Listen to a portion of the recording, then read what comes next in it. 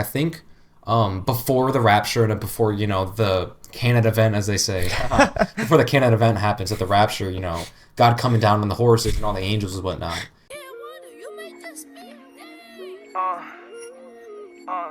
You are crazy. I ain't been this high off Perkins in a long time.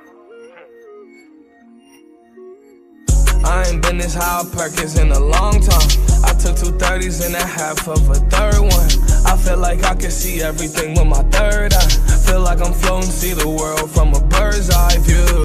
Alright, so we could probably start off with I wouldn't say controversial question. It's not like controversial at all. Nah. But like actual life at home and your parent life. Like what is that situation like? Oh, my parent life. If you can speak on it. Yeah, I could. So, with my parent life, I haven't really seen my dad. That's one thing. My parents are divorced, so that's just my stepfather, my mom. Lucky is pretty cool. My brother just came back just last weekend on Saturday. He came over from California, so yeah, hell yeah. I've been catching up with him. It's pretty nice. I love it. He told me some of the lore in California. He went over. If you've seen that one TV show, Pawn Stars, down in Vegas, he went over there. Oh, that's cool. It was I think the name of the mom is Michelle or something like that, or I can't quite remember. And then his girlfriend August, them two went down to the second best hotel in Vegas. It was all paid with their job, and so they went down. They went to Pawn Stars. What is their job? I don't quite really know. I don't quite remember, honestly. But they do something over there. That's all I know. And so they went down to the Pawn Stars. That's where my brother got his shirt at. So, I mean, you would think, oh, where's that guy at, that does that? He goes down to different locations, so he wasn't there that time. So they just got the shirt and got some souvenirs. I think it was pretty cool. And, yeah, my brother's going to be staying here for a while, so it won't be until until I graduate that I might be the first one out before my brother. And then there's my younger two half siblings. I got Tyler and I got Sadie. Mm-hmm. They're a handful, So with that, I remember back then when my mom just married my stepfather, that was pretty controversial. It was pretty difficult, Right. Knowing back then, after all that happened, it's kind of tough. So, just how a natural tween would just, react to something like that. It would, right.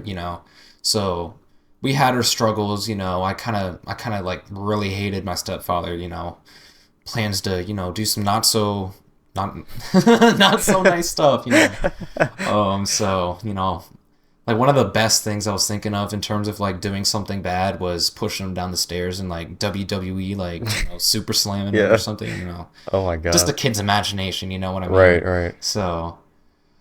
It's like, was that sort of like the only effect it had, or was it like what other effects did it have on your life? Like, because I feel like parents kind of like that goes really far into your mind and life and stuff. So I'd say psychologically it kind of messes with you a little bit, because I mean, I'm not gonna really say this is the reason why. It could be a fair reason, back then I was identifying as a transgender, I Right. went by the name Lumi. So, I like the thought of being a woman because, the boss figure that was in my life after my dad left was just my mom. So I thought, womanhood, that makes yeah. sense. That makes sense, yeah. So I guess that's where that kind of came from. I didn't really have that father figure in my life. I mean, yeah, Right. I had my teachers. I had my stepfather. He was nice, but I guess part of me back then was just like, I want to have my father. And this guy that came in out of the blue, because he just stayed over a long weekend. I'm like, what are you doing here? He's like, oh yeah, I'm here now. I'm like, what? Damn, that's a terrible way to do it. That really hit me and my brother hard. Right. And then he tried bossing us around. That was at first it wasn't. He kind of had to transition a bit, but I think with the lack. I mean, I would see my stepfather, or not my stepfather. I would see my dad. Like every other weekend, the custody switches, stuff like that. So I would see him. It transitioned to I'd see my mom one week and then my dad another. So it was that's when I think my dad was really, which kind of goes into another topic. Since my father is really controlling, he's really manipulative. So I think just, and also being swayed one way or another. That's why we kind of thought, my mom was kind of doing all of the whip cracking, put the rules down, while my dad's like the lenient guy, trying to make it open, make it seem fun. So we live with him and switch all the custody and whatnot. So that like, back then that made me really not like my mom. But once I went into therapy with my one old therapist, Miranda, about 2 years ago, I started to see the light in my mom, and it really changed like drastically how I'm like, wow, my dad is really a dick. I'm like, wow. Yeah. I'm like, really put it up my ass, right? So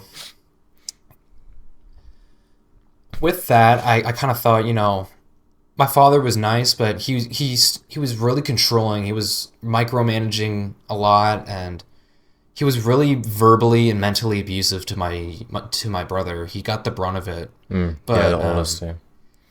yeah, that's so it really had an effect on me. I would say emotionally, I felt like I started to kind of like close off a bit. I wasn't as open.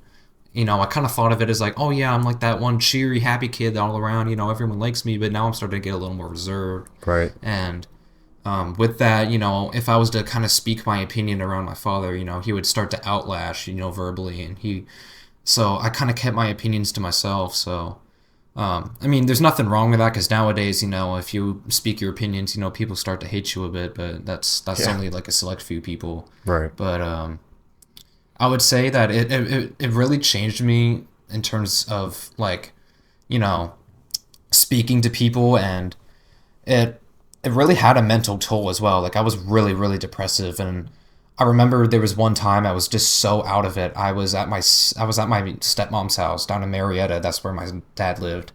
Okay. Yeah. And it was so bad where I literally took one of the kitchen knives and I pointed it to my brother because I was so mad at him.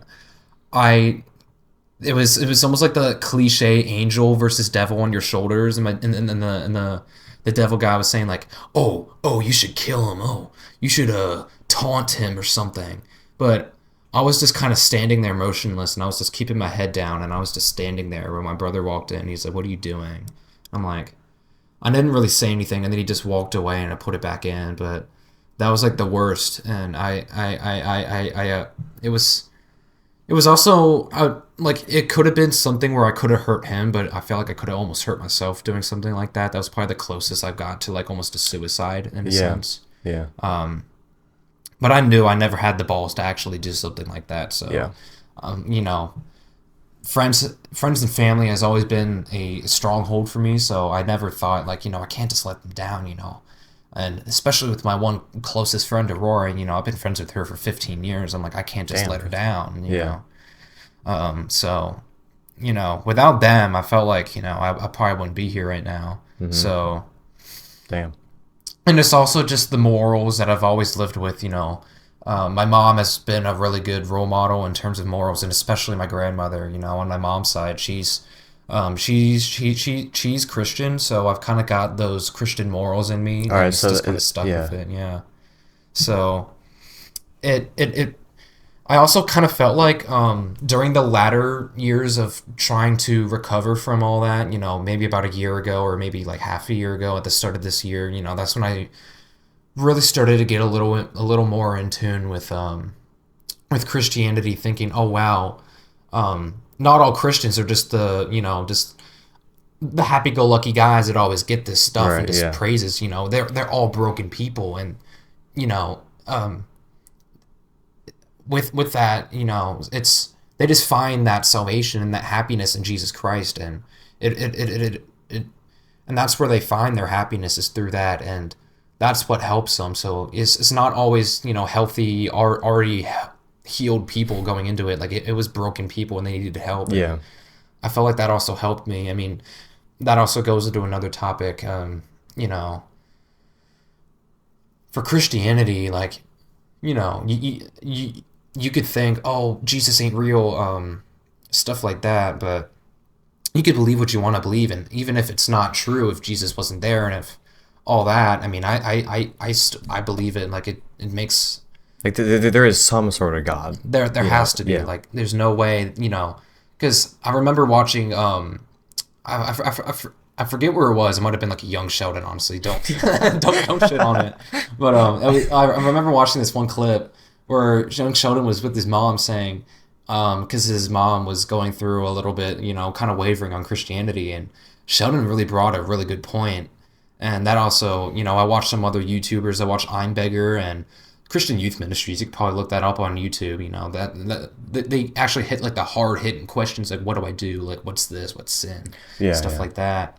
And with that one Young Sheldon clip, they were saying how the gravity is just perfect, and the electromagnetic, the electromagnetic gravity, or attraction, I should say, is just right, where it's not too much, where everything just collides into itself, but it's not too spread apart, where everything just flies away and doesn't actually make atoms. So it's everything is perfectly in tune with each other, where it's like, there's no way, there has to be something. Right. And like, even the most smartest minds, you can even look into it, like Albert Einstein, with the different theories, like theory of relativity. He started to believe in a God, because he's like, there's no way, this is luck, coincidence. Like, there has to be a creator.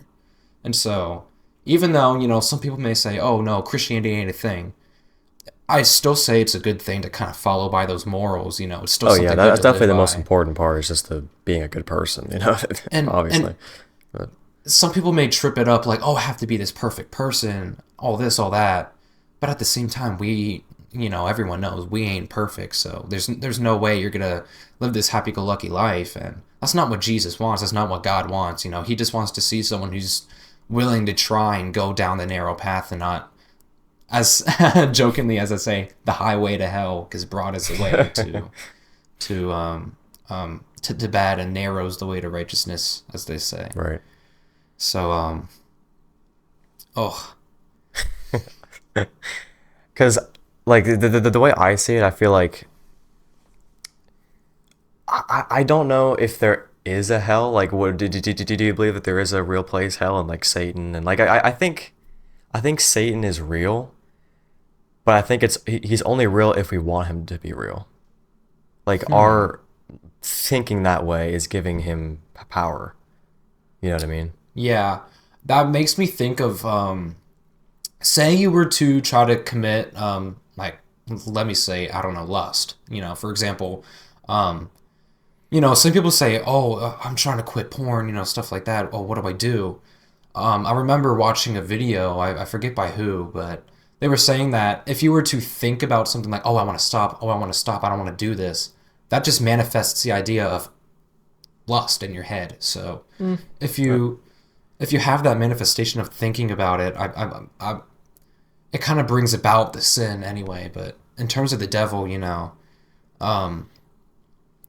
they say that he's not this guy with horns. Right. It's gonna be someone like you couldn't even notice it was the devil. Honestly, like he would like cloak himself almost and try to act as someone else, almost something good and positive. Right. So, I remember watching. It was on Instagram. I watched someone on there. That's somewhere I watch on. It was, I believe, is 856 point Ryan Adams or something like that. It's like a weird name, but he was talking about something with the devil, and it was what was it? It was I forget where I was going with this.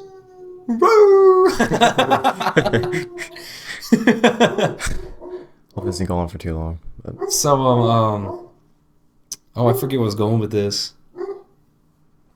Oh yeah, I remember. He was saying that Instagram user, the 856 Ryan Adams, he was making a kind of skit, almost like a little example of like people in a sinful life versus a sinless life. And people say that it's a little more difficult to live a sinless life as... Oh, yeah, of course. Because if you were living a sinful life, the devil would make it easier and make it more inviting because, the devil wants you to do the sinful things of what he wants you to do, to go away from God. And it makes it more inviting. Like, oh, I get all this money. Oh, I get all this fame. I get all these side pieces. I get like, they make yeah. it seem so inviting and happy and awesome. But Well, when it is so easy to be a bad person. it's you know, so it's, easy because it's just our human nature. It's the not putting effort in. Basically, that's what it is. Yeah. And so when the devil sees something like, oh, he's an enemy, you know, op number one, he's like a really God-given person, then he's gonna try to attack that person so they don't be with God, because that's what the devil wants. He doesn't want anyone to worship God, and so the devil would try to attack someone that is trying to go against the devil's power, so they could be with him down into hell for eternity. Right. But going back to your old point, the whole hell thing, there's some theories about the afterlife. Some people say, oh, it's just eternal darkness, it's just nothingness. Right. That doesn't make sense to me. That doesn't It's really. like, it's not heaven or hell, but it's just nothing. Like I don't, because then if it's truly just blackness, then a person that like I would know that dies, like now they're just completely gone. Like they're nothing. Like their entire existence is completely finished. You know what I mean? Excuse me. Because like it doesn't make sense that like I think what doesn't exist is non-existence. That's what that yeah. How the Bible would say it in heaven, you know, I think everyone knows this. So with heaven, you have all the fruits of the Spirit, as I say, love, joy, peace, patience, kindness, goodness, faithfulness, gentleness, and self-control. There's those. And, you know, you would think, you know, in heaven, it's so much better than hell because, you know, who the heck wants to be in hell? Yeah. So, you know, you think that heaven is the place to be. Is with God, it's everything. It's everything. Right. And as God describes it, hell is the absence of God. So as I see it, without God, there's nothing. And with nothing, there's nothing. Right. That's kind of how I see it. Is like all the bad stuff in hell and like that's it's just lack of light. You know what I mean? Because Yeah. the like Satan is just mad that he can't be in heaven. Yeah, he's So just like... it's all lack of feeling that love. Yeah. You know what I mean? Because I feel like we see it so much in humans. Like whenever a person doesn't have that love in their life, they always end up doing bad things and they end up being bad people if they choose that path. You know what I mean? So it's like I feel like all that the bad things and Satan is just lack of love. Definitely. You know? But to kind of give like a little opinion on it for hell, how I usually think of it is, I mean, like I said, it's just nothing. So I believe, it's kind of difficult because there's like different beliefs that kind of clash with each other. Like I think, before the rapture and before, you know, the canon event, as they say, before the canon event happens at the rapture, you know, God coming down on the horses and all the angels and whatnot. When everyone dies, I believe they are just a spirit roaming around the earth. So they could just be there or possibly be in heaven. But once the rapture happens, I believe that, you know, it's like hell is not like a place. It doesn't really have layers. Like it's the what's that thing? Like it's that one book on like I forget what it's called. It's Dante's Inferno, yeah. Oh yeah. So I mean, I don't think it's like layers of hell, something like that. Right. I believe it's just without God, there's nothing, and so you just cease to exist. It's called the double death, as they call it. So you Right. die once and you die again, so you just cease to exist. And you know, as they say, hell is without God, so the absence of God is nothing. So I believe you just turn into Right. nothing. I don't think you. Well, if the absence of God is nothing, then I don't know how all the bad things could exist, all the evil, if they're nothing. You know what I mean? That is I believe that's a really good point. Because the evil itself is lack of love. Yeah. So, going with evil, you know, someone has to question why does God let bad things happen, something like that? Like, why does evil exist? Right. I don't believe it's like the lack of a omniscient God and omnipresent or what, like omniscient or like all powerful, whatever they call that word, omni something. Yeah, I know what you mean. Yeah, but I don't believe it's like a lack of a powerful God. I think it's just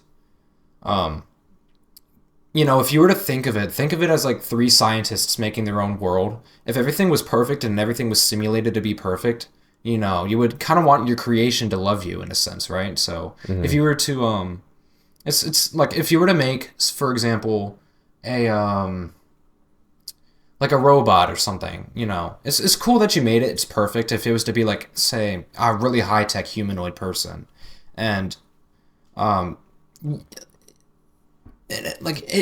would have that sense of like, wow, I just did it. Wow, I did this. Holy crap! But at the same time, it's like, where's the love? At the same time, if everything's perfect, then there's not really like, what are you fighting for? And with evil and all that. Like, yeah, I think God doesn't, he doesn't really like that, but if there was no evil, then what is there to live for? What is there to fight for? Like, where's the love, Because if with the evil, it kind of shows like, wow, this is bad, I don't want to do this, so the love really outshines the evil, and it really shows, it really puts the whole love aspect on a whole nother level you couldn't even imagine if it was just a perfect world. Right. And I feel like he lets those things happen just so, because I believe everyone is here, if you were to kind of think, why am I here? What's the meaning of life? I see it as everyone's here to worship God in a sense. You don't have to go on your hands and knees and be like, oh my gosh, I love you, and just like be a dick sucking guy. Like, oh my gosh, I want to like, no.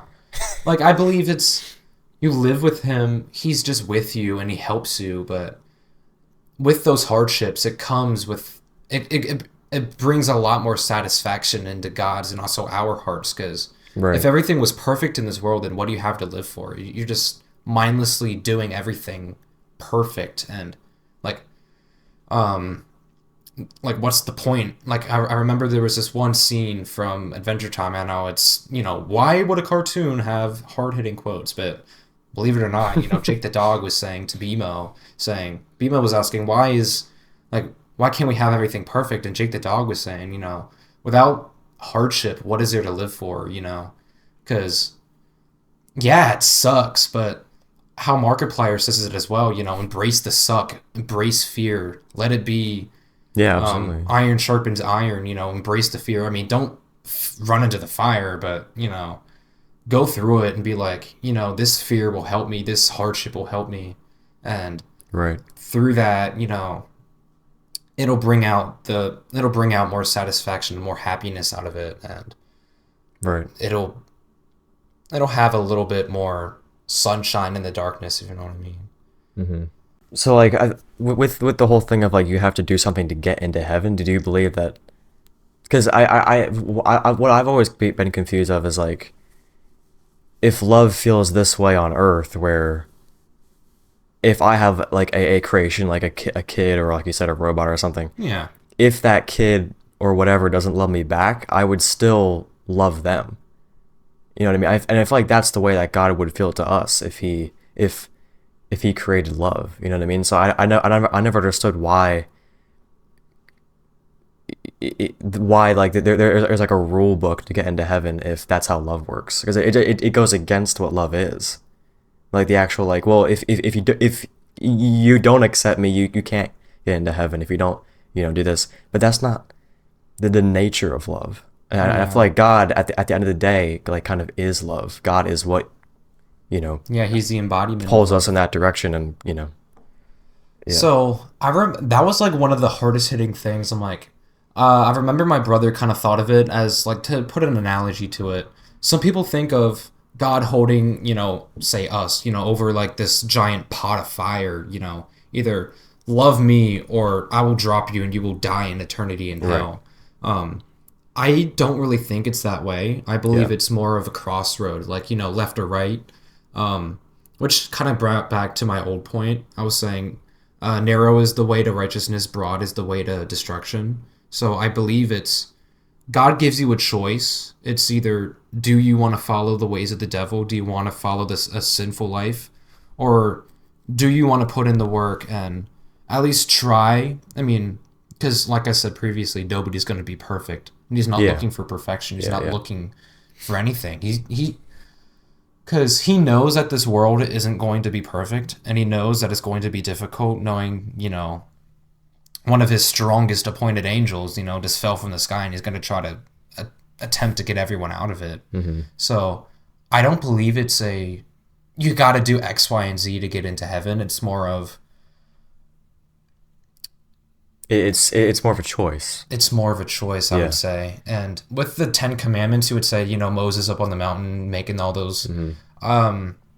Yes, it's something to follow by, but at the same time, we're sinful creatures and we're sinful at nature, so we're going to break those commandments. We might steal, we may do a lustful thing here or there. We may not be in agreement with their parents and stuff like Yeah. that, but at the same time, Because like love goes above that. You know what I mean? yeah. So God's mercy and God's what's the other word I'm looking for? I guess he's just very with his mercy, he always forgives everyone. But one thing that I remember watching is, he would forgive your sins every single time, no matter how many you do. 77 times 7, ultimate completion, always and forever, always forgiveness, always saving, always, Yeah. always is permanent. He's not going to change his ways. So his love never ends. His mercy never ends. And through Jesus, I'd see that he's always going to forgive you. Don't take that of advantage. So don't think of, oh, I'm going to commit the sin knowing that Jesus is going to forgive me. Yeah. That's not Yeah. what he wants you to do. But if you were to accidentally fall into that temptation, like, oh darn, I did this, I don't want to do it. But as long as you pick your feet up and get back up and try to fight again, Right. that's just what he looks for. He's not looking for anyone to do anything perfect, because we just can't. And I also think of, if you were to fight against those sins, trying to be like, oh, I don't want to do this, I'm going to make a plan, I'm going to make a schedule. It's cool, it's going in the right direction. But what the Bible says about something, for example, like lust, run away from it. Don't even try to fight it. Run away. And one of the things that I saw a video on, they say, have a few Bible verses to remember, and when those temptations come in, don't think, don't do that. One thing that they say is have a mind of gratitude. Think of the things that you have. Don't think of the things that you don't have, and be thankful of what is present in your life. That could be as small as, oh, I have all these friends trying to help me. I got this nice shelter. I got this stability. I got all this. Just, it could be from anything broad to anything specific, and just think of that gratitude. Yeah. And when they start to hit the waves, as I call them, of sins, think of those Bible verses, and that'll almost be like your sword to fight against. And Right. I wouldn't say try to run away from the sin. Try to go towards Jesus. Try to be with him, be in the present, pray, read the Bible, and just be with him, be in presence, as he would fend off the sin and he would fend off the devil, as I would say. Right. Because I do feel like being in the present moment is like the closest you can get to God in a way. Mm-hmm. Because if you're kind of trailing off in thoughts and in your head, it's just taking you farther away from God. Mm-hmm. And that's where I'm not saying that your mind is where the devil is, but Yeah. it's taking you out of the reality, obviously. Mm-hmm. So with a person in my spot, where I don't think that obviously, there's not a rule book to get into heaven. I don't feel like it's God that's making the choice necessarily, but it's more you're making the choice.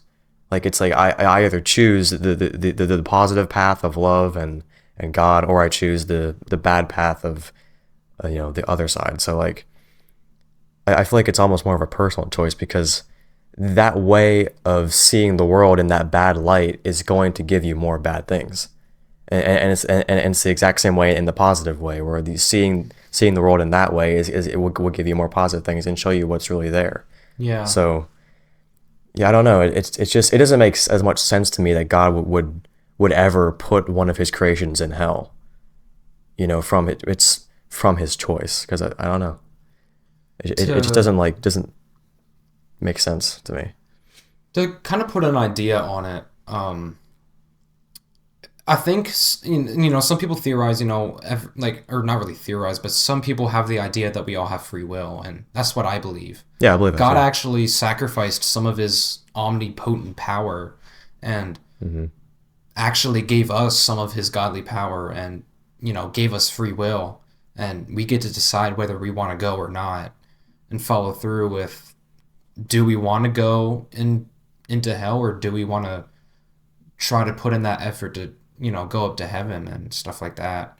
So I have the thought process of, he gave us free will. He took away some of that power, which also brings to why is there evil, is if he was to take away the evil and, try to fix, his creation's destruction at the same time, then what is there, like, where's the love at the same time, as I'd say? And so I would definitely say it's a choice. It's not the dangling person, as my brother would have thought. So I would definitely say we have free will in a sense, so we get to choose and decide, and it's not through the works, but through the belief that Jesus died on the cross, that he washed the sins and brought forth through Jesus, you can get to heaven and not have to do X, Y, Z, 1, 2, 3, ABC to get through everything. And that's what it was back then, before the crucifixion of Jesus. Everyone, it was almost like a vacancy in a sense in heaven. And through the crucifixion of Jesus, I would say that, and also with the Holy Spirit, I would definitely say with that, you could pray anywhere, anytime, in a secluded area, and you could really get in tune with him if and really have like a nice conversation with him. And it's like a whole different experience. And like, it's like, whoa, like, I wouldn't say it's really a feeling for something like that. I would say it's almost, not to really put it out of folly, but like wishing at Santa Claus, something like that. Yeah. So it's like a belief, and it's almost like well, it's not really a belief. It's almost like a, I know, and it's like a, this is right kind of thing. Yeah. In a sense. I don't know. Is being a Christian a part of getting into heaven, do you think? I remember I don't quite remember what exact Bible verse this was or what chapter, but I remember there was this one parable of someone who was living this sinful life and was just doing all these horrible things, and just everything was bad in his life, Just seemed like, Murphy's Law was hitting him hard. And how he got into heaven is he prayed, and even though he would probably say some nasty things to God, he was still praying, and he had that relationship with God. And, as they would say for, in terms of justice, depart from me, I never knew you. That also brings to the point of, you don't have to do all these things. God wants the relationship with his children, If you were to birth a child and they were to neglect you and just go do drugs and go out with friends and go to a club, that's not really what you want. You kind of feel bad. You want to help them, but you're not going to force yourself into their lives and try to help them, because where's the love at the same time? Yeah. So they give you the free will, and they try to point you in the right direction. And with that, that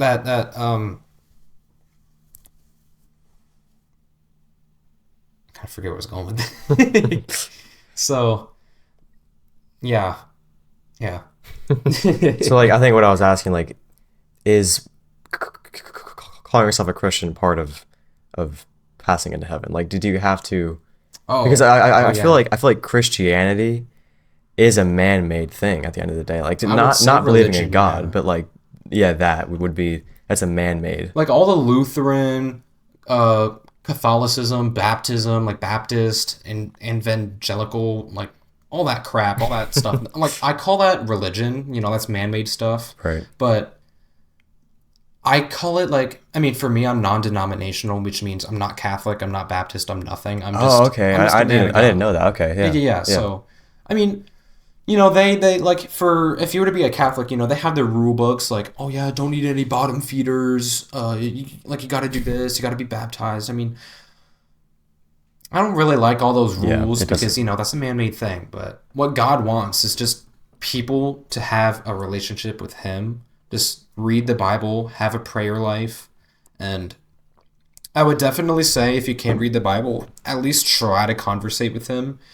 I would say at first, just to kind of ease in, like, just tell a little bit of gratitude. Like, thank you, God, for letting me have, like, waking up, Thank you for having these nice warm bed sheets to be able to sleep in. Thank you for getting to, to school on time and we got there safe and, oh, thank you for the efficiency that I was able to go through. Like, something almost, like small Thanksgivings, and you start to kind of grow in a sense, because if anyone was to just dive in head deep and just try to do those things, everyone's going to burn out, crash out. And that's not really what God wants either. He kind of wants, everyone wants natural, eased in love, If you were to meet a stranger and try to, I don't know, go on a roller coaster with him and play video games and hug him and, high five, you just met this guy. Why would you do that? That's how...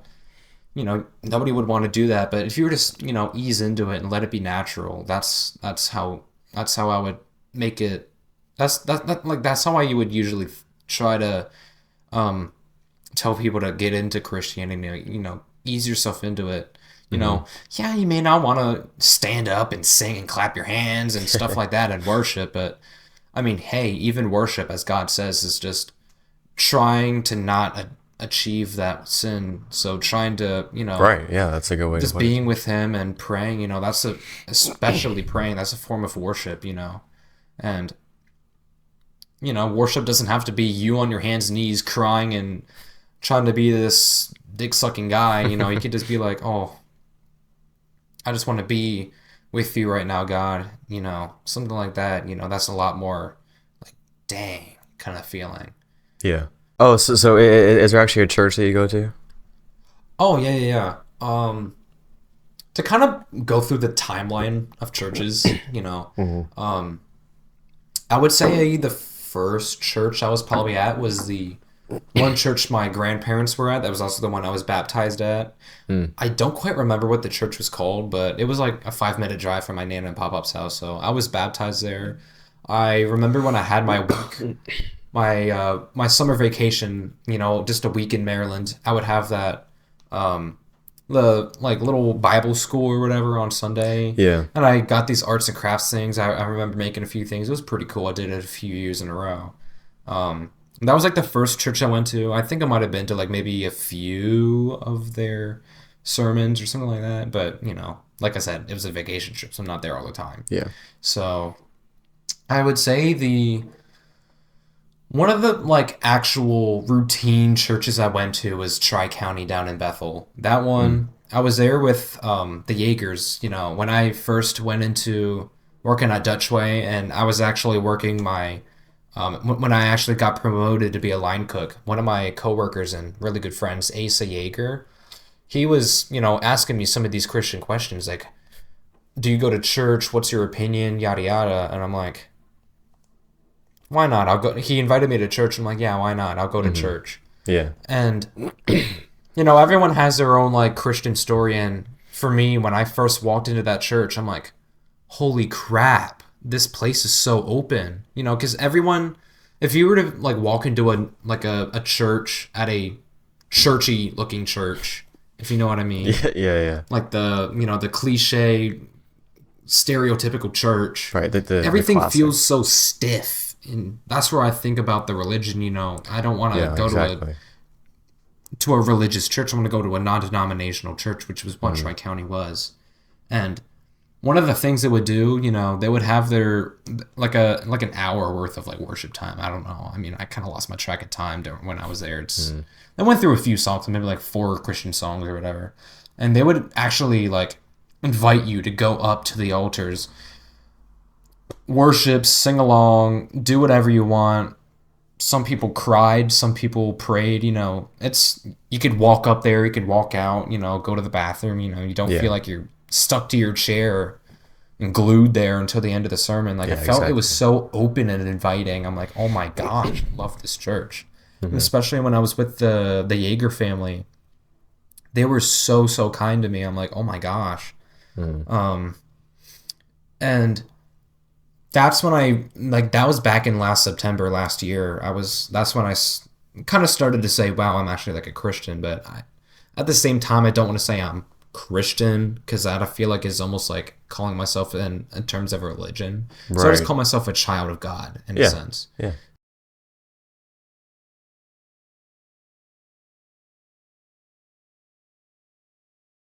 All these fuck niggas on my line.